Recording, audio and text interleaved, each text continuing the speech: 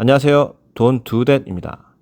오늘의 주제는 최근 핫한 주제죠. 수능 절대평가 도입과 관련해서 이야기를 시작해서 집값과 미래의 이야기에 대해서 좀 썰을 풀어보도록 하겠습니다.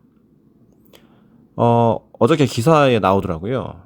지금 초등학교 6학년 학생들이 수능을 치를 때 수능 전 과목을 절대평가로 도입한다. 그리고 학교 내신도 전 과목 절대평가로 반영을 한다라는 기사를 봤습니다. 굉장히 핫한 주제죠. 그리고 꽤나 역사가 있는 주제입니다. 수능 절대평가에 따라서 도입 취지는 뭐 당연합니다. 과도한 경쟁을 막고 그리고 객관식 위주의 시험을 지향하고 앞으로 서술형, 논술형 문제를 도입해서 창의적 인재를 선발한다, 양성한다 라는 취지인데요. 뭐 취지는 좋습니다. 좋은데 이게 가장 큰 결정적인 문제점이 있어요. 그래서 어떻게 평가를 하고 어떻게 선발할 건데 이겁니다. 공정성에 문제가 좀 생길 수도 있다는 것이죠. 그쵸?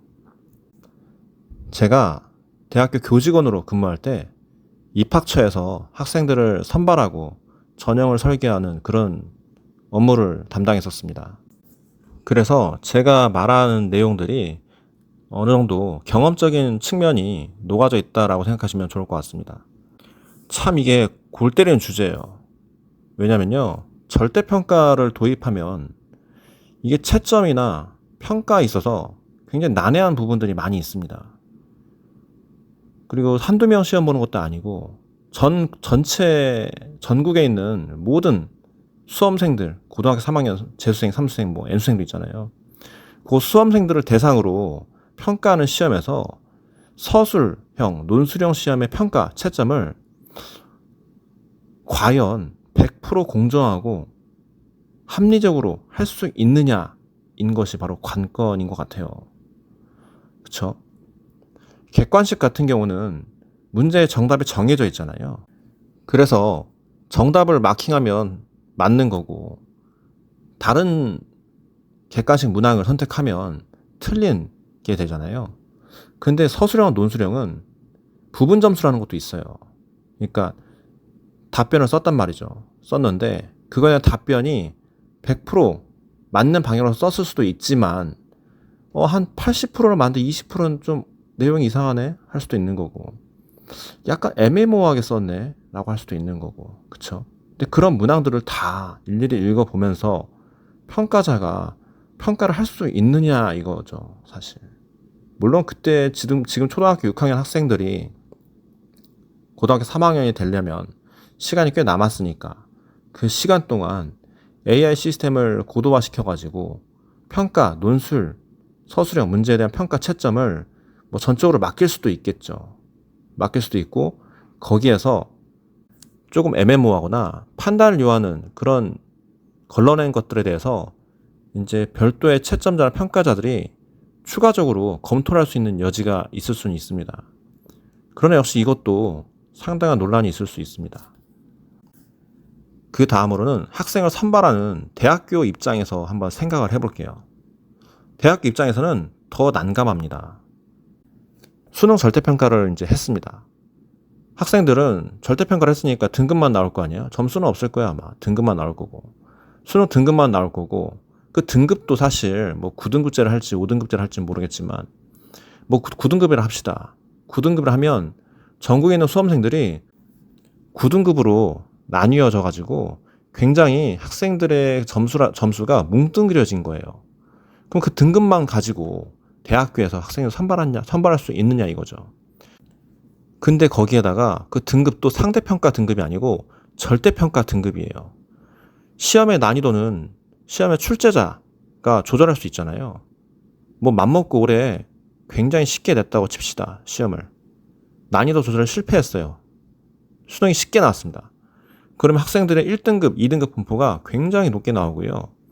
뭐 뒤에 뭐 4, 5, 6, 7, 8, 9등급은 되게 낮은 비율로 학생들이 있을 수 있습니다. 그쵸?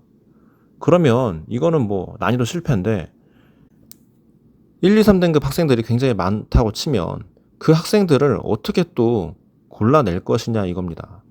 대학교 입학 정원은 정해져 있잖아요. 뭐 서울대 다 가고 싶다고 해가지고 서울대 인원을 무한대로 늘릴 수 있는 건 아니잖아요.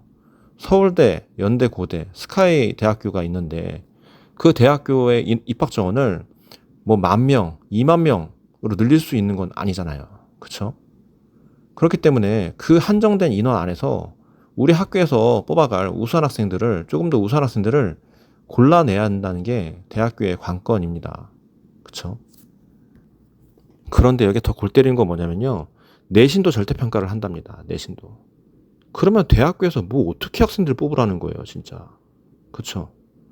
그러면 답은 나와 있어요, 이거는. 답은 나와 있어요. 뭔지 아세요? 사교육. 사교육입니다, 사교육.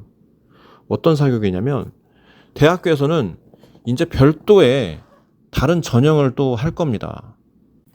예를 들어서, 뭐 논술고사라든가, 아니면 면접고사라든가, 아니면 역량 면접도 있을 거 아니에요. 그렇죠? 역량 면접, 전공 면접, 그런 것들이 있을 거예요. 그런 것들을 더 강화를 할 겁니다. 그러면요, 이게 더 골 때리는 게 뭐냐면, 수능 같은 경우는 굉장히 오랜 시간 동안 노력을 해서 시험을 볼 수 있는 거잖아요. 학생들이. 고등학교 3학년 같은 경우는 고3 때부터 진짜 바짝 해가지고, 그쵸? 3월 달부터 11월 달까지 시험 공부를 하고 시험을 보는 거고요.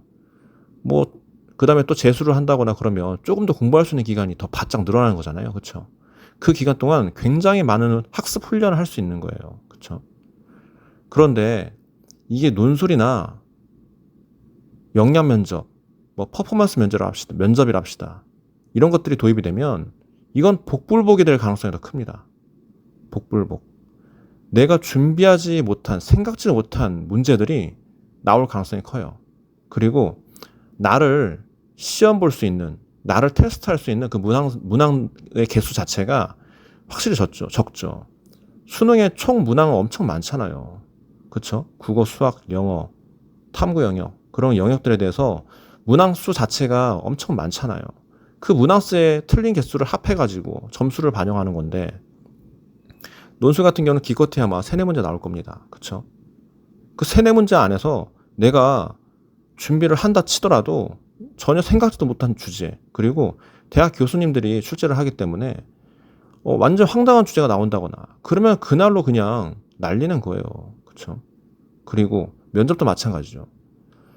어떤 문항을 주어주고 한 시간 10분 줄 겁니다. 한 10분 주고 1시간 못 주죠. 왜냐면 굉장히 많은 학생들을 면접을 봐야 되기 때문에. 그렇죠?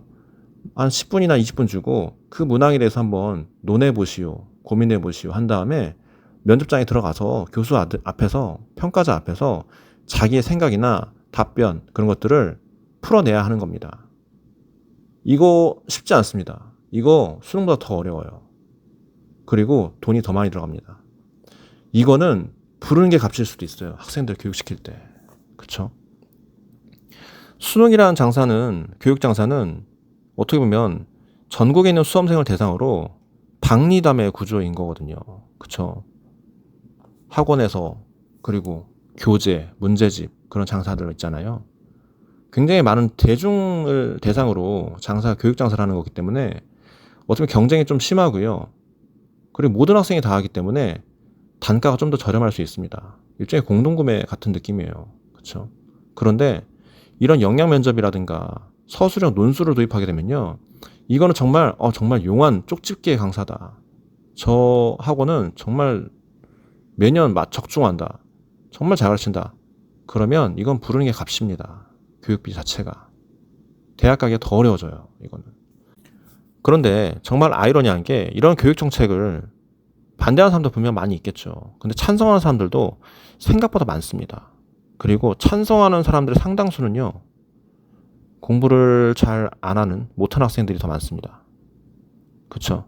그냥 절대평가라는 그거에 꽂혀가지고 찬성을 하는 게 좀 많아요. 아이러니하죠. 이게 도입이 되면요, 이게 교육시장에서 더 양극화가 심해질 겁니다. 학군지 선호 현상이 더 뚜렷해질 거고요. 뭐 학군지가 각 지역마다 좀 있잖아요. 그쵸? 뭐 광역시도 있잖아요. 대구에도 뭐 수성구가 있고, 뭐 광주에도 봉선동이 있고, 그쵸? 그리고 서울에는 뭐 목동, 대치동, 노원에도 있고, 노원에도 학원가 크게 있고요.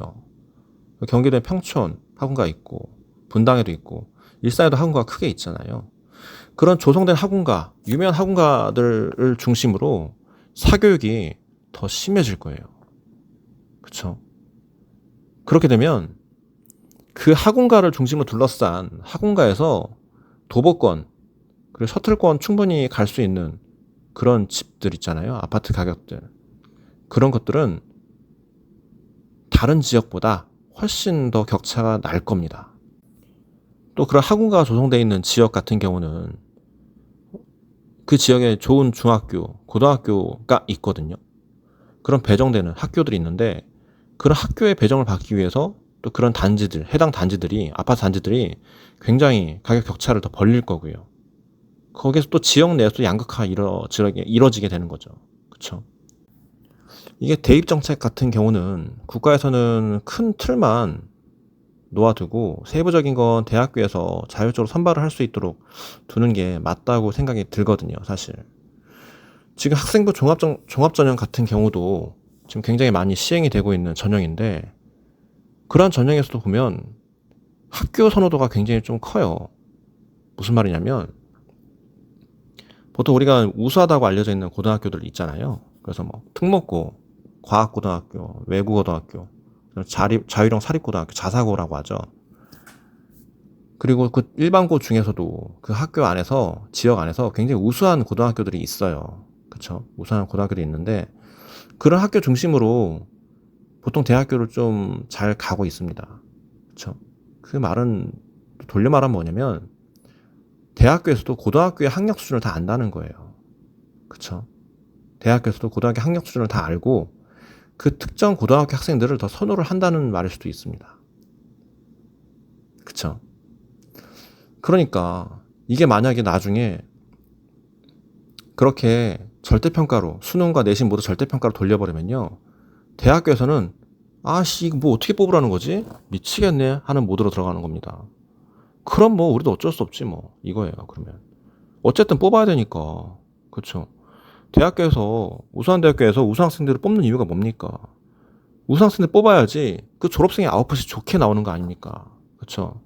우리 사회 요직에 나가고 좋은 회사에 취업하고 그런 것들이 꼭 대학교의 졸업생들의 이제 동문의 힘이고 대학교의 졸업의 평판 아닙니까? 그렇죠. 대학교의 이제 맨파워잖아요, 맨파워. 근데 그걸 못 해버리면 그 대학교가 망해버리는 거죠, 서서히. 그쵸. 그러니까, 이런 도입을 하게 되면 앞으로 사회적 파장이 굉장히 클 것 같아요.